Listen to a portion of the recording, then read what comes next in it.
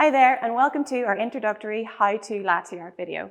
I'm Sarah, and I'm a training manager here at Bailey's Coffee.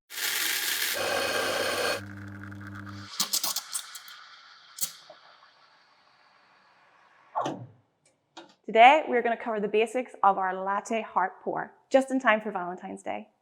In this video, we're going to cover the tips and tricks on how to ensure the correct milk consistency and some technique tips to ensure the correct pour. The latte heart pour is a great place to start with our latte heart designs, as it teaches us to focus on the two main approaches to ensure the crispiest of latte art designs. So, before we start steaming, we need to think about our milk. Full fat milk and a high quality Barista milk alternative is recommended, but obviously this comes down to personal preference. Full fat milk and high quality Barista alternative have the right balance of fat and proteins to ensure the right elasticity and stability for our design. Lower fat content and lower quality milk alternatives may not perform as expected. So first step is that we want to wipe and purge our steam wand.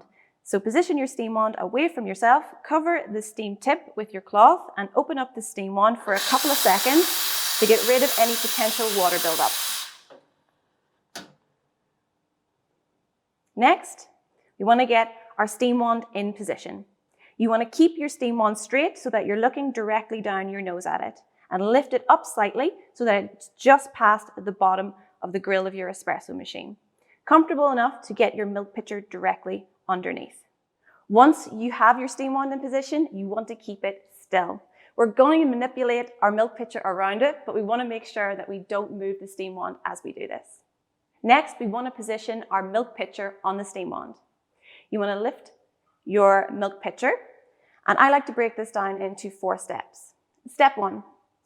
Feed the steam wand directly into the nose of the milk pitcher. This is going to help you get the correct angles, which are important for getting the right air introduced to our milk. Step 2, you want to lean the jug back towards you. Now you should be able to see very comfortably into the milk pitcher. This is going to give you a good vantage point to see the vortex that's going to be created once we start introducing air. Step 3, you angle the jug slightly off to the left or right, it's up to you, so that you're no longer directly in the center, but slightly off to the side. But you also don't want to be directly touching the side of the milk pitcher either, as this will disrupt the spin of your milk. Lastly, you want to make sure your steam tip is just halfway in, halfway out of the milk. And as soon as the steam wand's on, we're going to be listening out for our kissing sound. This is the introduction of air. Next, we're going to be looking for the spin or vortex that's in the center of the milk pitcher. This is taking the air that I'm introducing, breaking it down and redistributing it through the milk. We want to be feeling at the bottom of the pitcher for our milk temperature, and as soon as we can't touch the bottom for a half second, then we are right around 55 to 65 degrees. Perfect for any milk beverage.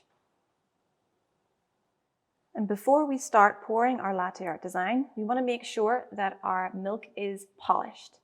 Polishing is just spinning the milk around the milk pitcher in tight concentric circles until it goes from a matte grainy finish to shiny silky milk. So before we start pouring our latte art design, we want to create our base. Creating our base is simply adding a little bit of milk into the bottom of our espresso and swirling it all around until it's all the same color and texture.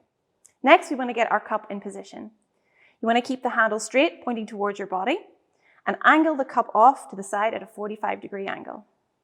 Lift your pitcher over the top of your cup, nice and high to begin with, and start your pour into the center of your milky espresso, dropping down immediately and leaning forward as your cup fills, and slicing to the left to finish your design. Thank you for watching this guide for practicing your latte art pour. Remember, practice makes perfect. And if you like this video, please feel free to like and subscribe or follow us on social media.